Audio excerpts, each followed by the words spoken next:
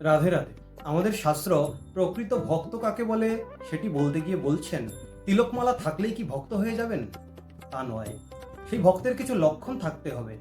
সেই লক্ষণ বলতে গিয়ে বলছেন আমাদের শাস্ত্র যে তৃণাদপি শুনিচেন, যিনি ভক্ত হবেন, প্রকৃত ভক্ত হবেন, তিনি একটি তৃণের মতো নম্র হবেন।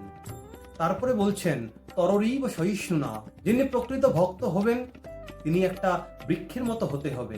কিরকম? বলছেন আম গাছে আম ধরেছে, সেই আম পাড়তে আমরা ঢিল ছুটছি, গাছটার আঘাত লাগছে, কিন্তু প্রতিরূপে সে আমাদেরকে ফল দিচ্ছে, আঘাত দিচ্ছে না। ঠিক এরকমই একজন প্রকৃত ভক্ত হবেন, বৃক্ষের মতো ধৈর্যশীল। তারপরে বলছেন অমানিনা মানদেন, তিনি সর্বদা সকলকে সম্মান দেবেন, কিন্তু নিজে কখনো সম্মান পাওয়ার আশাটুকু রাখবেন না। তারপরে বলছেন কীর্তনীয় সদাহরি, তিনি সর্বদা আমার শ্রী ভগবানের, আমার শ্রী গোবিন্দের কীর্তন করে চলবেন। এই হচ্ছে প্রকৃত ভক্তের সুলক্ষণ। এই লক্ষণগুলি যেই ব্যক্তির মধ্যে থাকবেন তিনি হচ্ছেন আমার গোবিন্দের অতীব প্রিয় ভক্ত। রাধে রাধে।